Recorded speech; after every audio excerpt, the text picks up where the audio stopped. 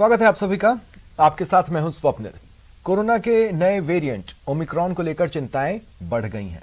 अब बूस्टर खुराक के बारे में चर्चा तेज है। देश में कोविड की बूस्टर डोज लगाने की मांग उठ रही है।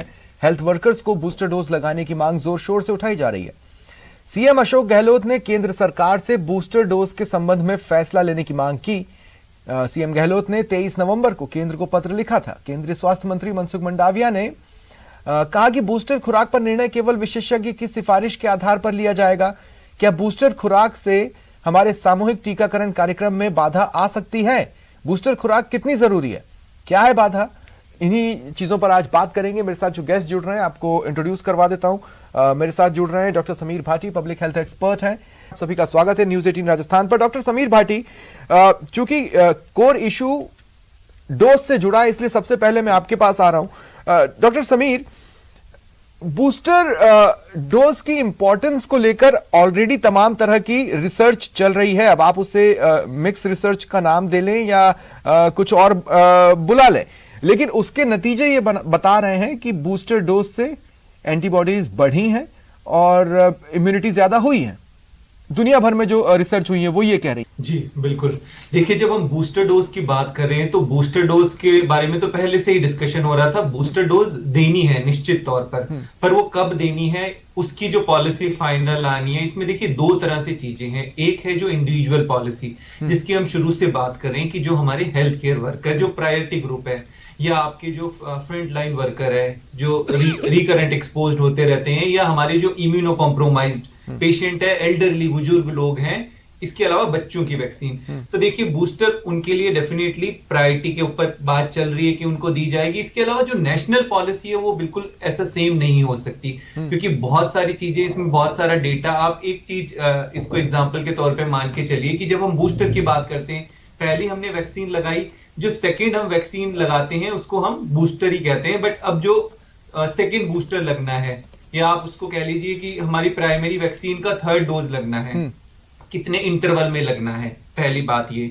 दूसरा, क्या जो आपका बूस्टर लगना है नहीं, तो doctor Sameer please explain. Doctor Sameer, हम नेशनल पॉलिसी का वेट कर रहे हैं या हम बूस्टर डोज को लेकर कंप्लीट स्टडी का वेट कर? हाँ, देखिए इसी के अंदर मैं आपको बता रहा हूँ कि कंप्लीट स्टडी की जहां पे मैं बात कर रहा हूँ, निश्चित तौर पे कंप्लीट स्टडी का, जिसके अंदर की अभी अगर हम इंडिया की बात करें तो मैक्सिमम लोगों को कोविशील्ड लगी है। तो जो आपकी सेकंड बूस्टर होगी, क्या वो कोवैक्सीन होगी या कोविशील्ड की अलग एक डोज होगी, इसका एक बार डेटा आना जरूरी है। हाँ, ये जरूर जो है mRNA वैक्सीन जो आप बात करें, कुछ रिसर्च सामने आई है, जो बाहर की भी बात करें, हाँ। उसमें ये देखा गया है कि mRNA की जो थर्ड डोज लगी है उससे उनकी एंटीबॉडीज बढ़ी है। पर जब एंटीबॉडीज की भी बात करते हैं तो उसमें दो तरह की एंटीबॉडीज जो शुरू से हम बताते हुए आ रहे हैं कि एक आपकी जो न्यूट्रलाइजिंग एंटीबॉडीज है और दूसरी आपकी टी सेल्स एंटीबॉडीज है, जिसको हम मेजर नहीं करते हैं कई बार, तो वो भी आपकी प्रोटेक्टिव एंटीबॉडीज है। तो ये सब डेटा एक बार सामने आ जाएगा, ठीक है। उसके बाद जो है पॉलिसीज ठीक तरीके से इंप्लीमेंट। ठीक है, मैं डिबेट ओपन कर रहा हूं डॉक्टर समीर। आगे मैं और भी कुछ क्लैरिफिकेशंस के लिए इस डिबेट के दौरान जो भी बातें उठेंगी उसके लिए आपके पास पहुंचूंगा। डॉक्टर समीर भाटी, एक बार फिर मैं आपके पास आ रहा हूं। इस बार जो हम कोरोना के नए केसेस देख रहे हैं उसमें कई सारे ऐसे लोग हैं जिन्होंने वैक्सीन लिया हुआ है और वो कोविड के चपेट में आ रहे हैं। ये अलग बात है कि उनका इलाज ज्यादा बेहतर तरीके से हो पा रहा है। ये बात अलग है कि वो इलाज को ज्यादा बेहतर रेस्पॉन्स कर रहे हैं। ऐसे में बूस्टर डोज कोई करामात कर ही ले जाएगा, क्या इस बात की गारंटी है? जी जी बिल्कुल। देखिए, जैसा आपने बताया कि दो चीज है इसके अंदर, एक है आपका इन्फेक्शन और एक है आपका डिजीज। संक्रमण तो हो सकता है, जिस तरह से शुरू से हम बता रहे हैं कि वैक्सीन लगने के बाद भी संक्रमित कोई भी हो सकता है, पर डिजीज कितने लोग हैं, वैक्सीन आपका काम करेगी बीमारी की गंभीरता को रोकने में, सीवियरिटी को रोकने में, हॉस्पिटलाइजेशन को और डेथ रेट को। अभी तक का जितना भी देखा गया है डेटा, उसके अंदर हमने ये गंभीरता इसकी नहीं देखी गई है। हाँ, निश्चित तौर पर ओमिक्रॉन से हमने जो इसका ब्रेक थ्रू इन्फेक्शन है वो निश्चित तौर पे ज्यादा हुआ है। ब्रेक थ्रू इन्फेक्शन की जब हम बात करते हैं, जब आपको वैक्सीन लग गई है उसके बाद इन्फेक्शन होने के चांसेस 5 टाइम्स ज्यादा है डेल्टा के अकॉर्डिंग, और री इन्फेक्शन के चांसेस भी इसके अंदर है कि आपको नेचुरली इन्फेक्शन हो चुका है, मतलब आप एग्जिस्टिंग डेल्टा वेरिएंट से इन्फेक्ट हो चुके हैं तो भी आपको इन्फेक्शन हो सकता है, पर किसी भी उसमें अभी तक फिलहाल बीमारी की गंभीरता नहीं देखी गई है। तो फिलहाल हमें इसमें प्रेजेंट टाइम के अंदर ज्यादा से ज्यादा प्रिवेंशन के ऊपर काम करना जरूरी है, जो कि हम बात कर रहे हैं हमारे अनवैक्सीनेटेड लोग हैं। लेकिन डॉक्टर समीर, मुझे ऐसा लगता है कि देखिए आईसीएमआर ने समय समय पर एक तरह का बयान दिया है, फिर उससे पलटी भी मारी है, फिर दोबारा उस पर पहुंचा भी है। मतलब वो एक ही बयान के आसपास सर्कल भी बनाता हमें कई बार दिखा है।